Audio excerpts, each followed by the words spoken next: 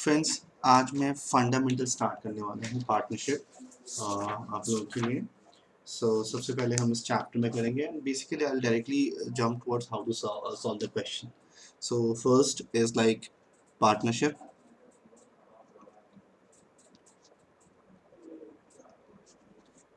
Fundamentals.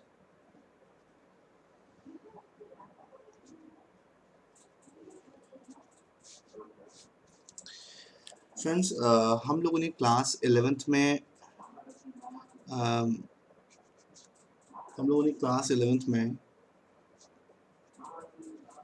Final account सीखा था।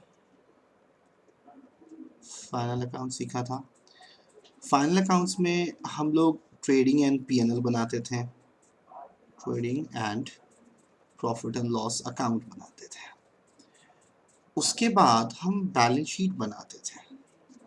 Since वो एक सोल प्रोप्राइटर का अकाउंट होता था, उसके लिए डायरेक्टली हम ट्रेडिंग एंड पीएनएल के बाद बैलेंस शीट बना देते थे।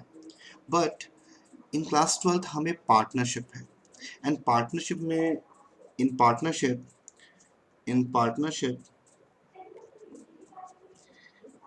there are at least two persons। मतलब ये प्रॉफिट आपस में डिस्ट्रीब्यूट होगा। तो डिस्ट्रीब्यूट होगा, इसके लिए हमें बनाना पड़ता है ट्रेडिंग एंड पीएनएल के बाद एक और अकाउंट, जिसका नाम है profit and loss appropriation account. And friends, इसके बाद हमारे को कैपिटल अकाउंट भी बनाना पड़ेगा। बच्चे, हमें एग्जाम में इस चैप्टर में पीएनएल एप्रोप्रिएशन और कैपिटल अकाउंट ही आएंगे बनाने को। हमें बैलेंस शीट इस चैप्टर में नहीं आएगा, बैलेंस शीट हमें आएगा आगे के चैप्टर्स में पार्टनरशिप में, लाइक एडमिशन रिटायरमेंट में ही बेसिकली आएगा। हमारे पास एक ही बैलेंस शीट का क्वेश्चन आता है 8 मार्क का, नथिंग एल्स। सो फ्रेंड्स, हम लोग इसके बाद अब पीएनएल एप्रोप्रिएशन कैपिटल अकाउंट सीखेंगे। बिफोर स्टार्टिंग एनीथिंग, मैं एक चीज डिस्कस करना चाहूँगा पार्टनरशिप में कि पार्टनरशिप के लिए देखो, मैं यहाँ पे बहुत ही फास्ट फॉरवर्ड मोड में पढ़ाऊंगा, तो I don't want to go too much in detail. So मैं डायरेक्टली बता रहा हूँ आपको कि हमें पार्टनरशिप जब हम स्टार्ट करते हैं तो हमें एक डीड होना चाहिए। डीड इन वेरी सिंपल वे,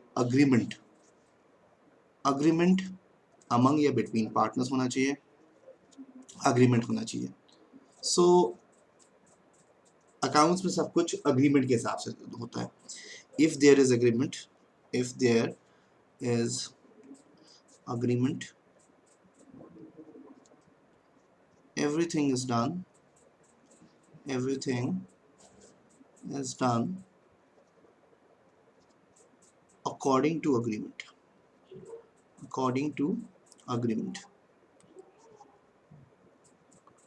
बेटा। but if there is no agreement or if deed is silent,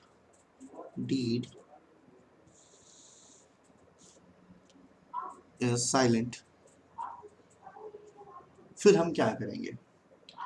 अगर डीड साइलेंट होता है तो भाई हम लोग सीधा पार्टनरशिप एक्ट 1932 पे जंप कर लेंगे। भैया जो वो बोलेगा हम वही कर लेंगे, पार्टनरशिप एक्ट 1932, ठीक है। हम will go according to partnership act 1932। तो बेसिकली क्या होता है, जब पार्टनर्स आपस में पीएनएल एप्रोप्रिएशन अकाउंट बनाते हैं तो कुछ एप्रोप्रिएशंस होते हैं। एप्रोप्रिएशन क्या होता है? जैसे कि वो होता है इंटरेस्ट ऑन कैपिटल। एक अप्रोप्रिएशन होता है इंटरेस्ट ऑन ड्राइंग्स। बेटा, एक अप्रोप्रिएशन होता है आपका सैलरी कमीशन टू पार्टनर्स,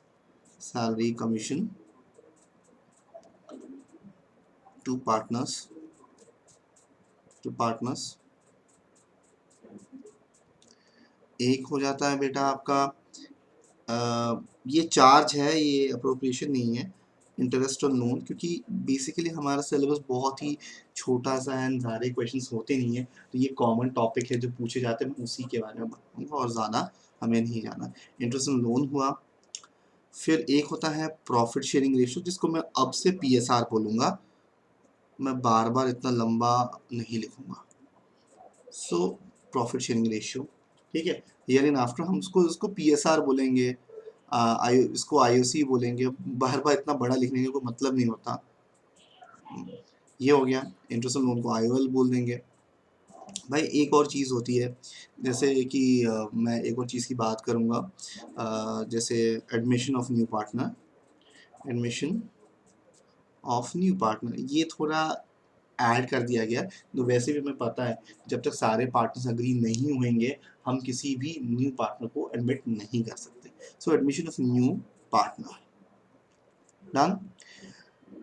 बच्चे देख लो, ये सारी चीज़ें हमें डीड में मेंशन है, ये हमारा, ये अगर ये सारी चीज़ें हमें डीड में मेंशन है कि भैया क्या रेट है, क्या सैलरी है, मंथली, क्वार्टरली, एनुअली, जो भी है, और कैसे है, तो if given, if deed is given, go according to deed, if not given तो भैया पार्टनरशिप एक्ट 1932। सो भैया अज्यूम कर लेते कि अगर there is no deed, if no deed, if no deed, भाई इफ नो डीड तो IOC नहीं देंगे, IOD नहीं देंगे, सैलरी कमीशन टू पार्टनर नहीं देंगे, IOL देना पड़ेगा बेटा 6% पर एनम। अगर डीड में लिखा है 12% तो 12%, तो कुछ नहीं है तो 6% पर एनम। PSR बेटा इक्वली होएगा, PSR बेटा इक्वली होएगा। Admission of new partner if everyone agrees, if everyone agree agrees, otherwise हम नहीं करेंगे। तो बेसिकली हमारा पहला आज थ्योरी का पार्ट खत्म हुआ।